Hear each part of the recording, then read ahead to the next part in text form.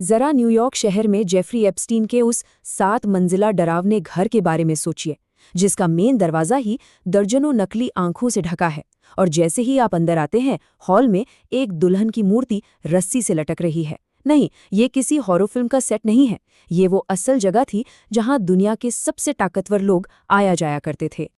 इसी घर में एक भरा हुआ बाग था, लोलिता नॉवेल का पहला एडिशन था, और दुनिया के सबसे शक्तिशाली लोग यहाँ बैठकर खाते पीते थे, हंसते थे, जबकि उन्हें ये पता भी नहीं होता था कि छिपे हुए कैमरे उनकी हर एक हरकत को रिकॉर्ड कर रहे हैं। और ये कैमरे सिर्फ ड्राइंग रूम में नहीं, बल्कि बेडरूम और बाथरूम तक में लगे थे। और फिर जनवरी 2024 में एक बहुत बड़ा धमाका हुआ। अमेरिकी न्याय विभाग ने एप्स्टीन फाइल्स के 30 लाख से भी ज्यादा पेज पब्लिक कर दिए। इन डॉक्यूमेंट्स ने पूरी दुनिया को हिलाकर रख दिया और दुनिया के एलीट क्लास के कई नए नाम इसमें उलझ गए। तो चलिए इसे एक एक करके समझते हैं। इस पूरे विश्लेषण में हम यही देखेंगे कि आखिर ये नेटवर्क काम कैसे करता था, इन नई फाइलों में कौन-कौन से नए नाम सामने आए हैं, एप्स्टीन का लोगों को कंट्रोल करने का तरीका क्या था, और सबसे ज़रूरी बात, ये मामला आज भी इतना अहम क्यों बना हुआ है। तो सबसे पहले बात करते हैं हाल ही में जारी हुई फाइलों की। देखिए, इन दस्तावेजों में राष्ट्रपतियों, राजकुमारों और अरबपतियों के नाम तो पहले भी थे, लेकिन इस बार कुछ ऐसे नाम सामने आए हैं जिनके बारे में किसी ने सोचा भी नहीं था। इन फाइलों ने सबको चौंका दिया है, क्योंकि इसमें भारत और टेक इंडस्ट्री से जुड़े बड़े नाम सामने आए हैं। इनमें भारतीय प्रधानमंत्री नरेंद्र मोदी, उद्योगपति अनिल अंबानी, मंत्री हरदीप सिंह पुरी और यहाँ तक कि टेक की दुनिया के सबसे बड़े नामों में से एक एलन मस्क का भी जिक्र है। और यहाँ की विडंबना तो देखिए, एलन मस्क, जिन्होंने कभी डोनाल्ड ट्रंप पर ये फाइलें छिपाने का आरोप लगाया था, आज उन्हीं फाइलों में उनका खुद का नाम भी सामने आ गया है। ये सब देखकर एक ही सवाल मन में उठता है कि आखिर एक कॉलेज ड्रॉपआउट ने इतना पावरफुल नेटवर्क बना कैसे लिया? ऐसा क्या था उसके पास कि दुनिया के सबसे रसूखदार लोग उसके जाल में फंसते चले गए? उसका तरीका क्या था? एप्स्टीन के ऊपर उठने की कहानी शुरू हुई अरबपति लेस्ले वैक्सनर से, जिसने उसे न्यूयॉर्क का अपना आलीशान घर लगभग मुफ्त में ही दे दिया। लेकिन उसकी असली ताकत का सोर्स था ब्लैकमेल। वो अपने घरों में आने वाले पावरफुल मेहमानों को चुपके से रिकॉर्ड करता था और फिर बाद में उन्हीं रिकॉर्डिंग्स का इस्तेमाल उन्हें कंट्रोल करने के लिए करता था। ये कितना खौफनाक था, इसका अंदाज़ा एक पीड़िता मारिया फार्मर की बातों से लगता है।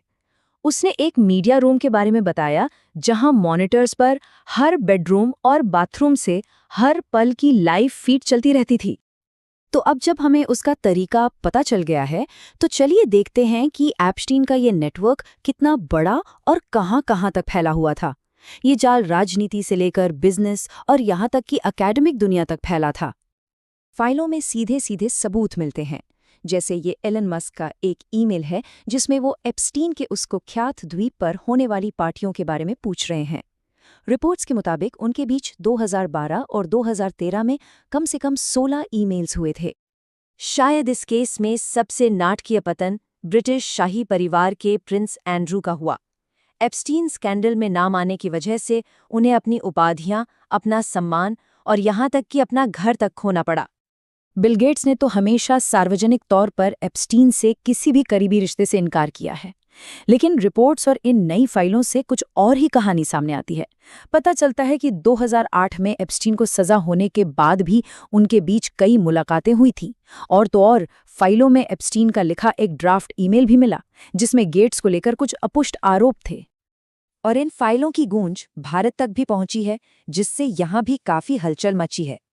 ये टेबल उन प्रमुख भारतीय हस्तियों से जुड़े आरोपों को साफ तौर पर दिखाती है, जिसमें उनकी कथित भूमिका और एप्स्टीन के साथ उनकी बातचीत का जिक्र है। उद्योगपति अनिल अंबानी का ये टेक्स्ट मैसेज कथित तौर पर दिखाता है कि वो एक सजायाफ्ता अपराधी का इस्तेमाल करके सीधे ट्रंप एडमिनिस्ट्रेशन तक पहुंच बनाना चाहते थे। और ये लिस्ट यहीं खत्म नहीं होती। डोनाल्ड ट्रंप, गूगल के को-फाउंडर सर्गे ब्रिन और यहाँ तक कि CIA के डायरेक्टर विलियम बर्न्स तक का नाम इसमें शामिल है, जो दिखाता है कि एप्स्टीन के कनेक्शंस कितने गहरे और दूर तक फैले हुए थे। अब हम इस कहानी के उस हिस्से पर आते हैं जो इस केस के अनसुलझे पहलुओं और उन सिस्टमिक मुद्दों पर रोशनी डालता है जिन्हें ये उजागर करता है, क्योंकि यहाँ सवाल जवाबों से कहीं ज़्यादा हैं।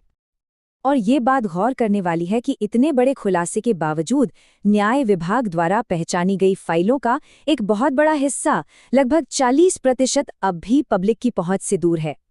कौन जानता है कि उन दस्तावेजों में और कौन से राज दफन हैं?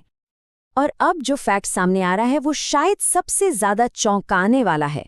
इस इतने बड़े ग्लोबल ट्रैफिकिंग रिंग में आज तक सिर्फ एक व्यक्ति, गिस्लीन मैक्सवेल, को जेल हुई है, बस एक। और फिर हैं इस नेटवर्क के दो सबसे अहम किरदारों की संदिग्ध मौतें। एप्स्टीन और उसका सहयोगी जीन-ल्यूक ब्रुनेल, दोनों की मौत जेल में हुई और दोनों को आधिकारिक तौर पर आत्महत्या बताया गया। इन मौतों ने एक बड़े कवर अप की थ्योरीज को और भी हवा दे दी है। तो आखिर में सवाल यही उठता है, ये कहानी सिर्फ एक अपराधी की नहीं है, बल्कि एक ऐसे सिस्टम की है जो ताकतवर लोगों को बचाता है। क्या पूरी सच्चाई कभी सामने आ पाएगी, या फिर सबसे गहरे राज हमेशा के लिए दबे ही रह जाएंगे?